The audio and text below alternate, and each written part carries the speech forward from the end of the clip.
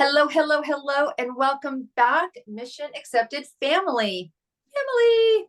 Okay, I was talking to Dorothea earlier and I was like, what am I going to call the audience today? Because you guys already know you're the best. And again, I get in trouble with that, you guys, because I have these incredible people that have podcasts themselves, like Tony, who's joining us today. And he's like, what do you mean you're the best? And I'm like, well, do they comment and do they call you? And do you have this little telephone relationship with your listeners? But what I want to say is you guys are the most wise.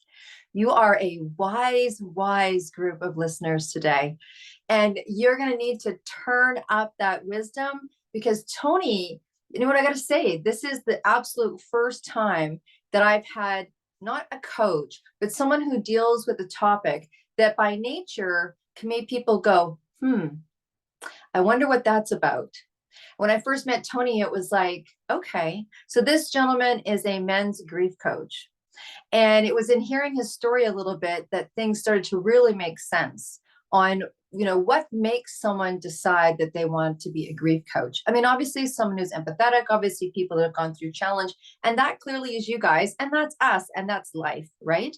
But as someone who's doing, ironically, a very big event for women, and Tony is, really passionate about sharing the difference that men experience and wanting to make sure that no one's alone out there and that they have a place to go to. There is a difference. There's a difference in how men and women have been raised depending on the generation you're in. There's different concepts and ideas on how we're supposed to be in the world.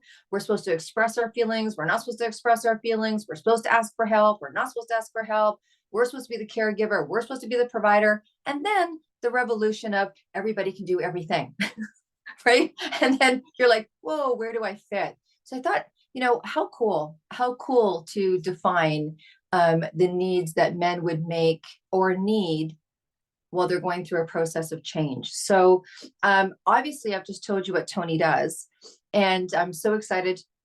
He's got an event coming up as well that I'm going to ask him to talk about, because I think grief is something that sometimes we don't identify with, or sometimes we think is specific to a certain time frame, like you only have 6 months to grieve if it was a pet, or you only have, like, it's very interesting. I listen to personal development in the morning, and I was listening to a whole show today on letting go, right? And if you've been in a relationship and letting go, and if it's been a work situation letting go, and if it's been a lover letting go, if it's been a child issue letting go. And the interesting thing about grief is, and I don't know, because I'm not the expert, which is why clearly I'm going to stop talking in a few minutes and let Tony take over. But I think even for myself, when I was doing some examining myself, thinking, oh, I know Tony's going to be on the show, how long do I let myself grieve for? And things like, I can't believe it's been 6 months and I'm still not over that situation yet. And it's like, who told me? Who told me? Like, was there a chart? Okay, if it's a pet, you grieve for this long. If it's a friend, you grieve for this long. I don't think it works that way. I don't even know. Sometimes I don't even think that for me, sometimes when I've been grieving things or letting go of things, I allowed myself to acknowledge that. You just get up and you do your thing, right? Get up and you do your thing. So I'm going to stop talking and I'm going to introduce it to Tony. So Tony, please welcome to Mission Accepted. How you doing? Thank you for having me on. Absolutely. Absolutely. So look, you are a grief coach. You know a lot about this area. What made you decide to take on that mission? It's a really interesting mission, right? I mean, not only are you a coach, but you're very specific, not only in what you're coaching about, but also in the sector of which you're coaching it. So what made you where did you come from, and what made you decide to go into, like, were you working at a corporate job and you decided to do this, or have you always been an entrepreneur? What's your story? No, actually, my road into entrepreneurship started around 3 years ago when I decided to start a nonprofit after my son passed away, which was actually 3 years after he had passed away. And I realized the need, there was a gap, and I really wanted to fill that gap to be able to serve those men, to provide a space, and to provide tools to help in our healing as well. But most of all, surround those men with other men that have walked that path as well. Wow. I'm sorry to hear about your son. Some of the most incredible people have created things out of a lot of discomfort, and I would imagine that was one of them. So, did you, when you were creating that need, was it because you had a hard time finding a place to go, or Like there was nowhere for you to go, or what made you see the gap? Well, I went out and I sought help, and realized that the places that I was going, they catered to women and children or families, but there was nothing Mhm. specific for men. And so I put two and two together and I went, I asked the lady, I said, just to confirm what I was thinking, I said, hey, why is there no men here? She went, I don't know. We used to have men, but they don't come in. Then it dawned on me, men don't talk around women. It's hard enough to get us to talk, right? So if you put us around a room full of women, of course, and you have another man, it's not about the grief that you're going through. It's about competing. So I Mm, eliminate that, and just created a space for us to be around other men wow. for the most part. So what makes it very different? Like, I can assume, oh, because but I'm talking from my generation, I came from children should be heard, seen and not heard. So that was a whole different ballgame. Mhm. And allowance of feelings and emotions or whatever. But what is some of the obstacles for men for reaching out? Or what is it that they come up against that's really specific to them? um, the reaching out part, Yeah. because we are taught, we as men, we're taught coming up to suppress, not express. Your emotions aren't valid. No one cares about how you feel, right? And so with this space, we take all of that and throw it out the window, because again, who taught us that? Why did you Yeah. teach us, right? So we eliminate all the myths behind it. No, that is, you don't have to follow that rule. This space is ours. Be vulnerable, open up, or just listen, right? Someone's going to say something, you may want to chime in. And it's been growing strong for, I would say, like the last year and a half. My group went from having two people to 156 men now, or actually 161. We just added in two more members, so really excited about that. But the beautiful part about it is that I'm connecting with other men out there, men's organizations, and so we're trying to build that up, to provide that space all across, because it's well needed. It's very well needed. Not just for ourselves, but for our families.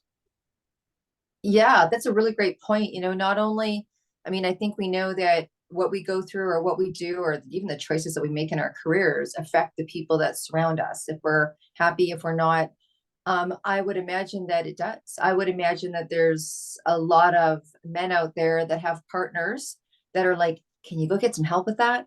Right? Yeah. Because it's showing up, like it's showing up in maybe how short you are in a conversation. It's showing up in how you're blocking intimacy with us. It's showing up in whatever ways that grief kind of seeps out, probably for all of us. But for those Right. of us that are trying to contain it, I'm sure it does affect a lot of disruption. It is. Well, men, we grieve totally different, and what it looks like to most people, it doesn't look like, I'm going through these emotions and things like that. You do eventually, but most men, we isolate, we get angry, irritable, we distance ourselves from people. We're very short with people. We either dive into work, or we dive into dangerous hobbies, making bad decisions. Like for me, my grieving stages were making bad decisions. I lost everything. I lost everything. I made a bad decision, moved somewhere, and it didn't work out. And then I found myself wandering around, fighting anger. I wanted to result back to the kid I was, the protector. I needed to protect myself. And so I never knew how to be vulnerable. And it wasn't until I started leaning into my grief till I understood that process. And that's where all the doors opened up. It's like, oh, this makes sense to me, you know? Wow. Wow. So that's yeah, when you talk about making bad decisions, right? Mhm. I mean, there's a saying, I think it's 2 years or something, when someone has had a considerable loss, they're like, no decision making for 2 years. Like, I'm moving out of the country, I'm selling my house, I'm quitting Yes. my job, I'm leaving my husband or wife. I'm like, they're like, no major decisions for 2 years. Right. Um, and because things just aren't right, you're not seeing things the way that to be seen. So I guess my question would be, who said 2 years? yeah, You know, exactly. like for me, you put an expectation on someone who's grieving. Yeah, So you tell that person, don't make decisions for 2 years, then what are we supposed to do for those 2 years? yeah, You have to make some sort of decision. In order for you to understand your process, you're going to have to make it, you're going to have to make a few bad decisions first. Or you can come back and correct yourself and say, oh no, this did not work out for me. You know, like I need to do something different. The key to it is narrowing the hallway down to the path of healing. right. So if you're going to make bad decisions, that's okay. You know, and I've seen people do it all the time. I've done it. I mean, it's normal. It's totally Yeah, normal. There's no rules or expectations in grieving. You grieve the way that you need to, right? Without anybody's expectations. I've had people put expectations on me. I had a girlfriend tell me one time after 6 months, she said, you should be done grieving. I was like, whoa. Oh, and I looked at her, I said, you know, I understand why you said that. I really do. You've never lost a child before. yeah, And I think from this point on, I need to be on my own. And yeah. so I did. And my isolation taught me. Now, I don't recommend that for a lot of people. My isolation was my biggest teacher because I was able to read the story, right? Connect those dots, put them together. And if I had not taken that time, I'd have been reading the story that everyone else expected me to have. You know, Yeah. would never have gotten to where I am. It was the worst thing I've ever gone through, but the biggest blessing came out of it, you know? Well, and I think when you say that, it really triggers in me, not only do people have their expectations, but then we have the expectations of ourselves. I Right. should be Yes. better by now. I should be healthier by now. I should stop crying by now. I should be, eating more by now or eating less by now or whatever it is, or I should be back at work by now. Or so tell me, so when people come to your groups, or what does that look like? Because there could be someone out, listening to us right now going, wow, one, I'd love to, that sounds like a really interesting vocation. I'd love to explore what it's like to be a grief coach. Or two, there could be someone out there going, wow, I wish I had that when I needed it, and maybe someone else does. Or there could be someone saying, wow, I think I really need that. So what does it look like? Is it a circle or certain amount of people, or how do you guys do your groups? Well, right now everything is virtual, so we do everything on Zoom, and Yep. it's free to attend. When you get there, when you come into the group, you can introduce yourself. If not, that's fine too. You can sit back. And what I'd like to do is I will pick a topic, and I would have the men come and talk about that topic and how it's relevant in their lives, right? And in their walk in grief. And so primarily what we're doing is, instead of saying this is what you need to do, we let them figure it out. We give them the tools to figure it out. So, we would talk about something like what was the first memory you had of said person? That goes into a story, related around that topic. So they're not focusing on, like you said, not focusing on the whole story, but what that topic is relatable to them. Right. And so, yeah, that's primarily what we do. Like there's no special tricks to it or anything like that. It's just helping those men get out of their own head and use some tools Yeah. that can help them. Yeah. I mean, community is such a major healer, right? Yes. Community is just being in community, like having community around you and knowing that there's, Mhm. 10 people, 20 people that have that same relatable topic, whatever it is, even if it's just gender, even just being in a men's group or just being Mhm. in a women's group or just being in a teens group or whatever it is, right?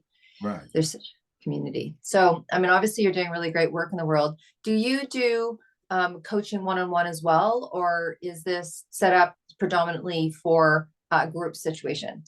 Well, I do both. I do the group and I do the one-on-one. So my night times is filled with running around and going and sit with these men. I'm a firm believer. I will come and meet you where you are. If you're in the mud right now, I'm coming. I'm coming. If you call me, I'm coming. And I'm going to be the best visitor. See, I'm mindful in those situations. I don't want to direct it. I don't want to take away from it. So my job from that moment on those one-on-ones is to be the best visitor with you. My job is to give you whatever you need in those moments. If you need a soundboard, you just need someone to tell you that things are going to be okay, because it just sounds good. You want someone to help you take your mind off. Yeah, that's what we do. I'm what you call that grief buddy. Nice. And like I said, I do it at night because men don't talk during the daytime. They're working. When they're at home, their families are there or something like that. So they wait till everybody go to sleep for the most part, and get that call in. And I'm like, okay, I get it. I can respect that. You don't want anyone to know what's going on with you, but you're struggling. Right. And then finally we get them to a place to where they can talk to their family and go, struggling. Yeah, that's important, right? Just being able to talk to those close to you and just be able to share with them, even if they're not offering solutions, which is kind of, I think, some of the barrier. It's like, if I say it, they're going to ... but at least they're able to kind of hold that space or hold that container, knowing that someone in the family's hurting, right? Someone in the family's hurting. Well, the key to it is not finding solutions for it, because what works for you may not work for the next person. Right. The key to it is having the space so they can figure it out, so they can put together those solutions that work for them, right? I wouldn't tell someone who's into yoga to go and play on a wrestling mat to get that anger out. I would tell that person to go to yoga. Yeah. Right? Yeah. So it's just taking those things and helping them see the benefits of it. So I know a really big part of your work and a big part of your calling is that you want people to feel like they're not alone. Right. Yeah. I mean, obviously that's very congruent through everything that you do. And I think that grief alone, when someone's in grief, you can feel almost disassociated, like almost disassociated, like this is happening to you. You're the only one that's experiencing this. Right. You don't understand, you don't even understand maybe what's going on for you, why you're angry all the time, or why you're crying all the time, or why you're doing whatever it is that you're doing. So to me, when I hear that, I hear the word self-care. First of all, someone like you who's out there healing people and helping people, I want to know what you do for self-care. But what are some of the suggestions that you can say to people around taking care of self, if they, next to coming to see your group and what have you? But what are some of those things that help people in terms of self-care?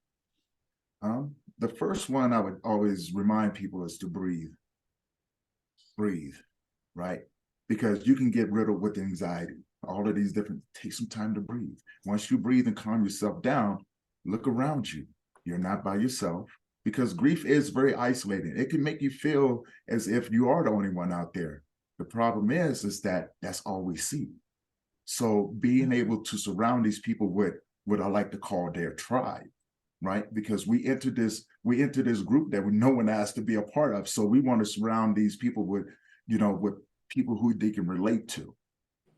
And then from there, reminding yourself that it's okay not to be okay.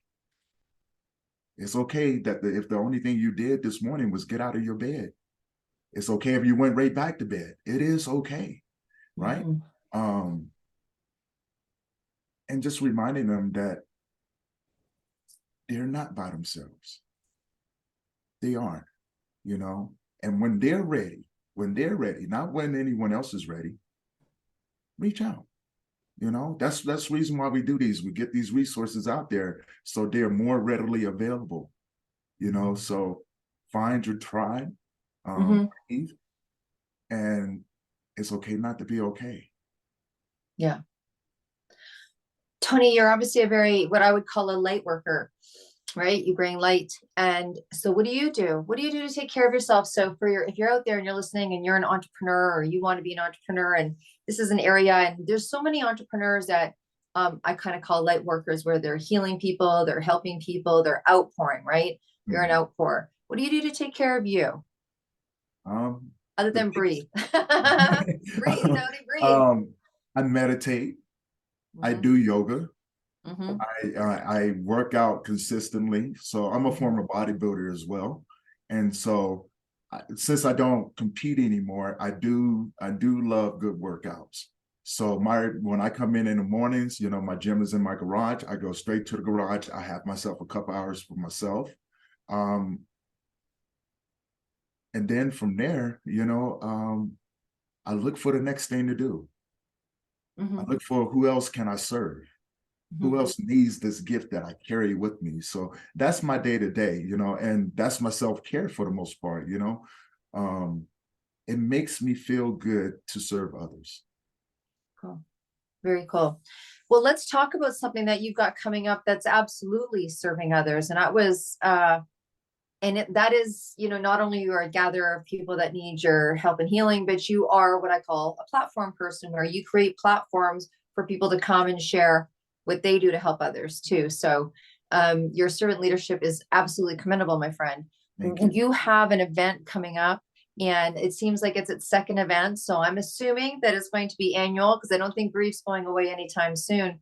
Tell us what's going on, because this is the first time I've heard of a grief conference. Mhm. Yeah, share. Okay. The Global Grief Conference. And like you said, this is our second annual one. We did one last year.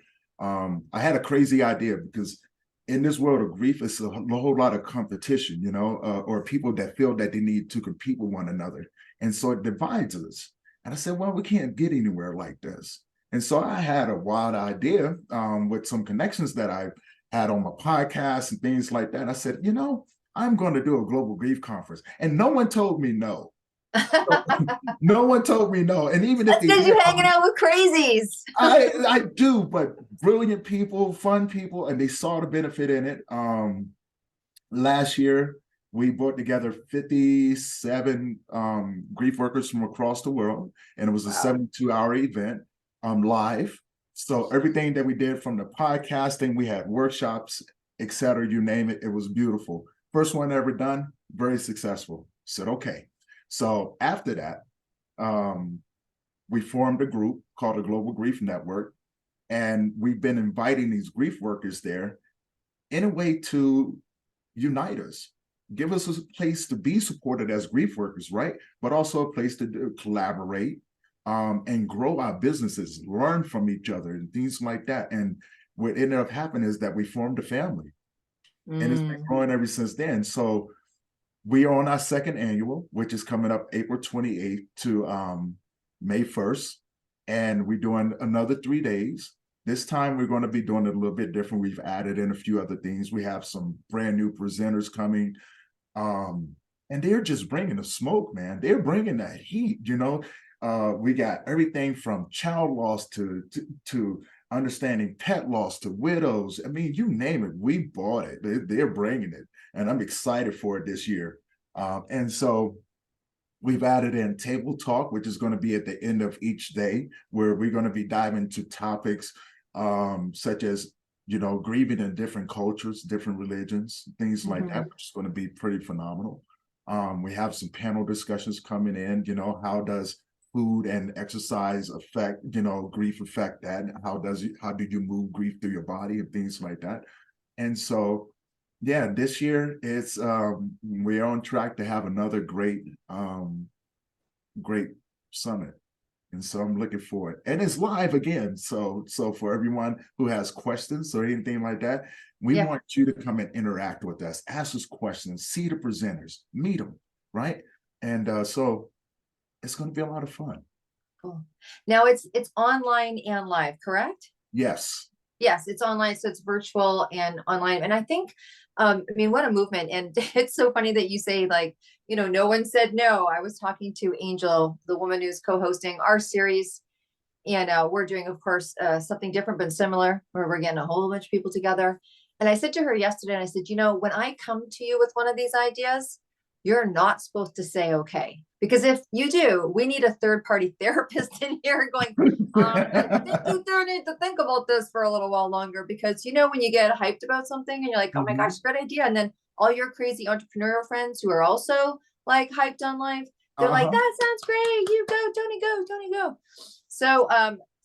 But I think by just having a grief conference, by just recognizing that it needs its own space, allows people to know that grief is okay. And it's Mhm. kind of, not something that we have to hide. I mean, it's always, I think, a personal journey when we go through loss of any kind. Right. But to be able to share that, I'm so excited for you.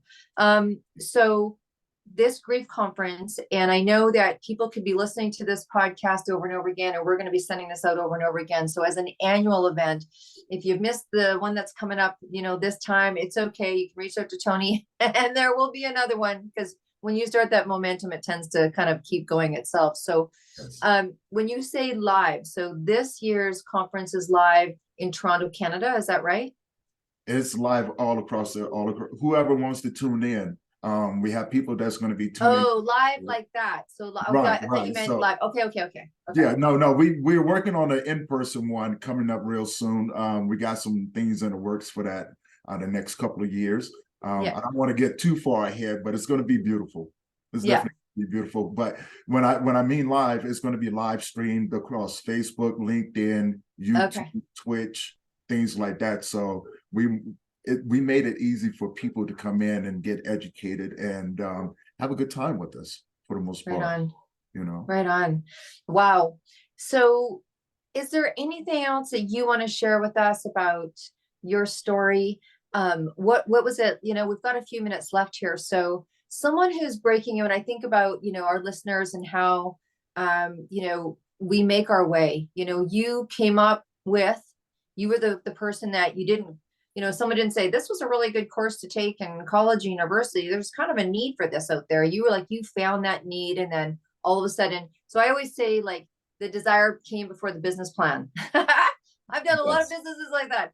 Oh, this is a good idea. And then I was like, oh, maybe business plan would be good. But right. So look, we know being entrepreneur has its way, and you are, you're chipping away at that, something that no one wants to talk about.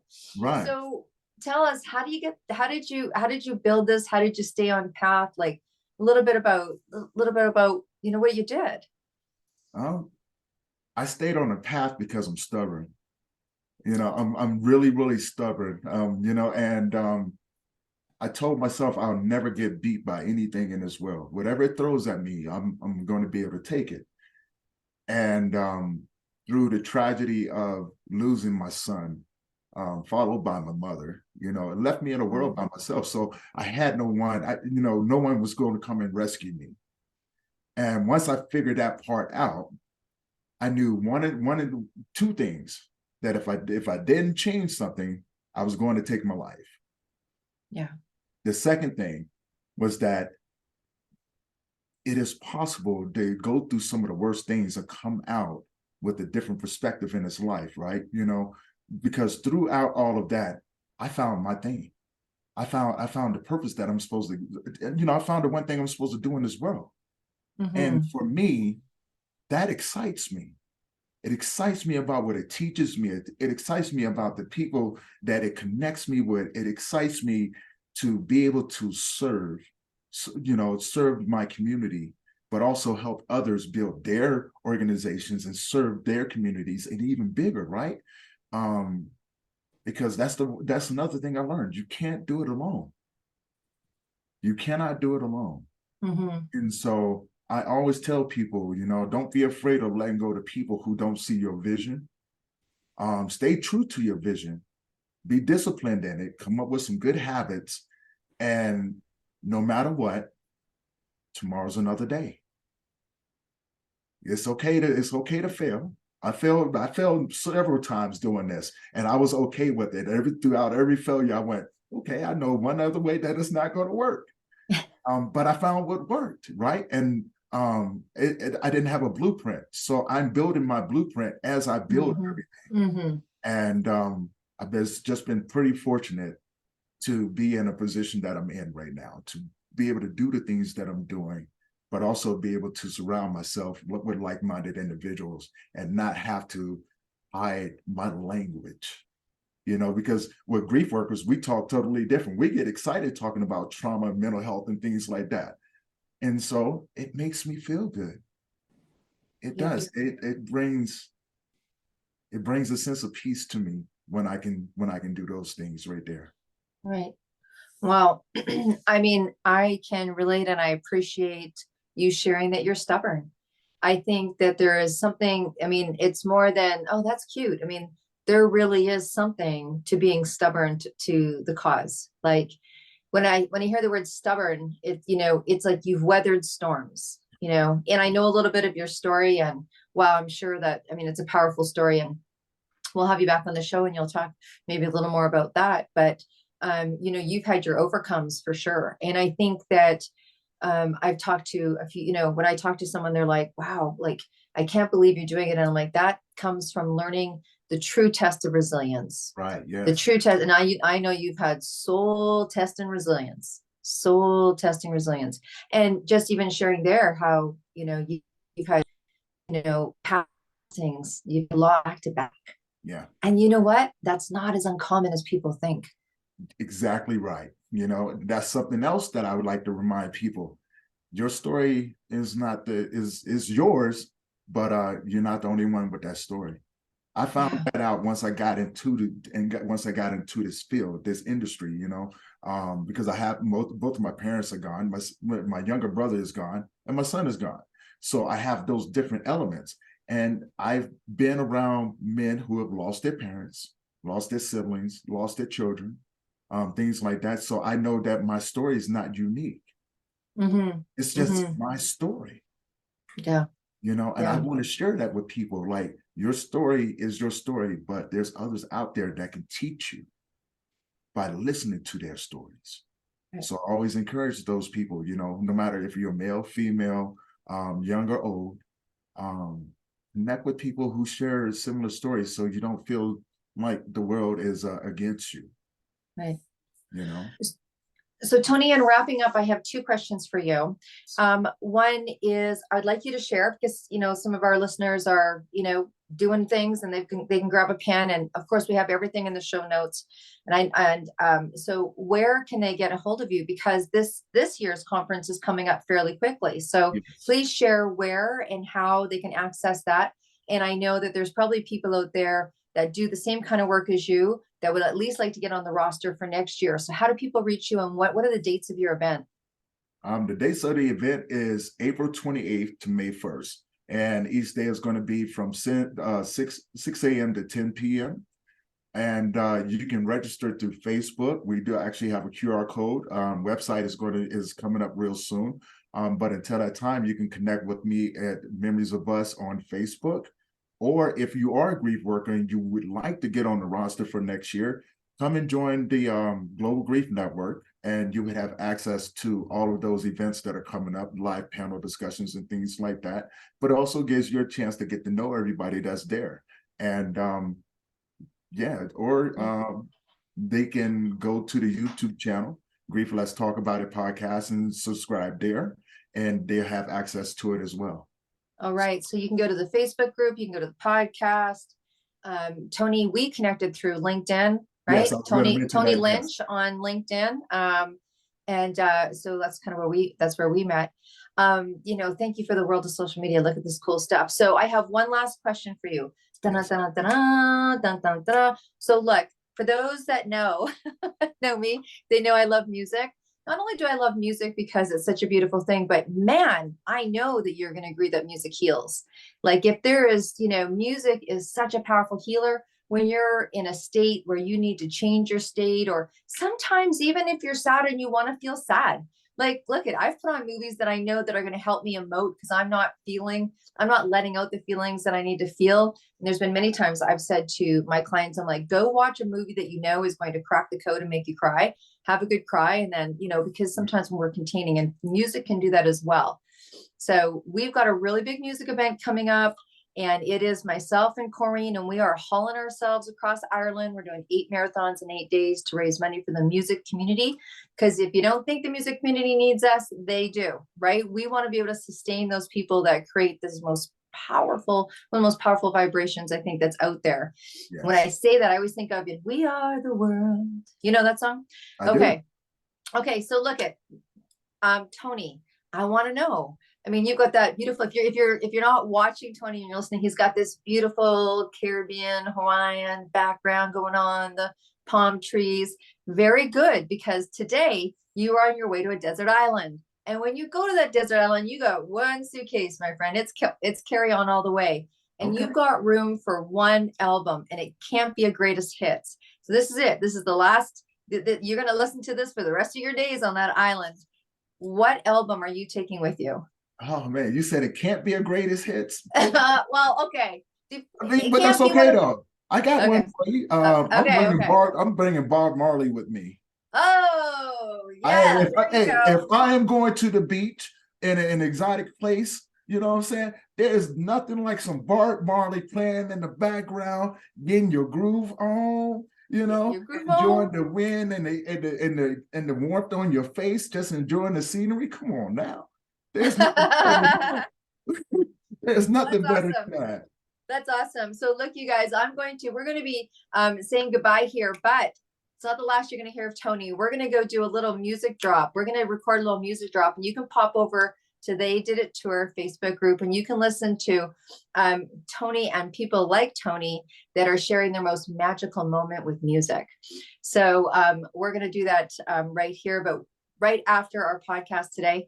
Tony, thank you so much for coming on, and thank you for doing the work that you do. Thank I you. know sometimes it's an uphill climb, but I can hear in your voice and see it in your eyes how gratifying it is. And so grateful to have met you. And we just appreciate you coming on to Mission Accepted today.